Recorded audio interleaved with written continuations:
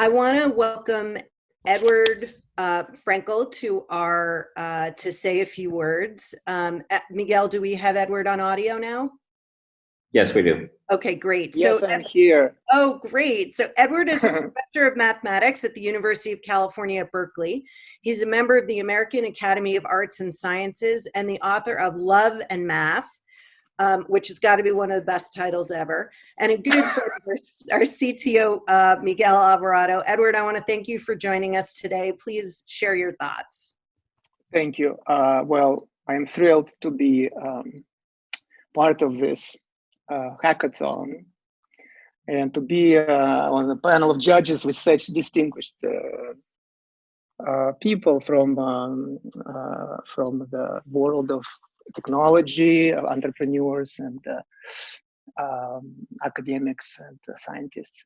I think it's really wonderful that you guys, Lumiata, and that you're organizing this. It's definitely much needed.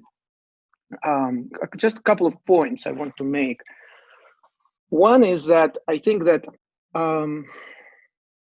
these events kind of change, at least for me, the perspective about how big issues in our lives are solved or addressed. So we have seen, I think, in the last couple of months, that our governments are kind of lagging, and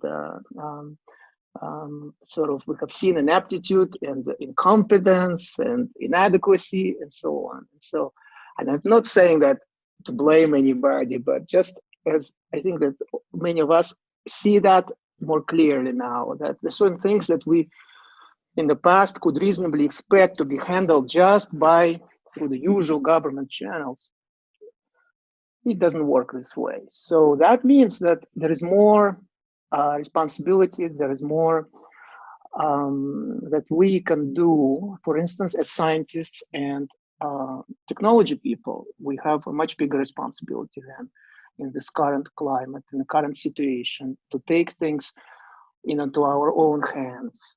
And so to me, this is a great way to achieve that by sort of throwing this challenge to the world and say, please come up with new ideas, new solutions to address this paramount issues of our time but there are many issues connected to this perhaps. And when we find solutions related to the current crisis, those same solutions we may well be able to apply in the future.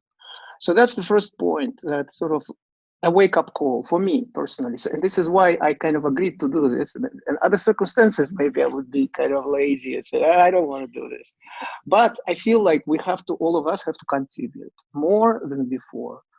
That's the first point. The second point, well, I'm a mathematician, so I'm a Berkeley professor of mathematics. And so I have been following AI. It's not exactly my area of expertise, but I'm obviously very interested in the subject. And so for me, it's also an opportunity to encourage folks to submit new ideas. So when we talk about healthcare, obviously AI has a big role to play. But what is AI? So you ask different people, you get different answers. But basically, for all practical purposes, these days, when people say AI, they really mean something very narrow, which is neural networks, standard algorithms of machine learning and neural networks, which are great and very powerful and very efficient. But we definitely have to go beyond that. This is not a panacea for everything, no matter what various people will tell you. And so even, Jeffrey Hinton, the man who played a big role in development of these algorithms, backpropagation, and neural networks, and so on, he is on record saying that we have to go beyond. And so, to me, I think that it's a great opportunity. I hope, and I'm glad that actually in the announcement of the hackathon, it is actually stated explicitly that people are encouraged to submit new ideas that go beyond those standard models, the models of neural networks and machine learning. There have got to be people out there who have been thinking about that. Well, this is your opportunity to make your ideas known. So please send these ideas to us.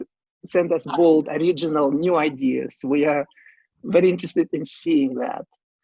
So on a personal note, even though my subject in mathematics is different, so I work on the interface of mathematics, quantum physics. But when I was an undergraduate in Moscow, back in the late 1980s, I actually collaborate with medical doctors on various healthcare issues, mostly connected to urology. And I co-authored papers and so on. And so it is kind of rekindling my interest too in the subject. So I'm kind of so on many levels, I'm happy to be part of this group, and I'm really looking forward to new and exciting ideas.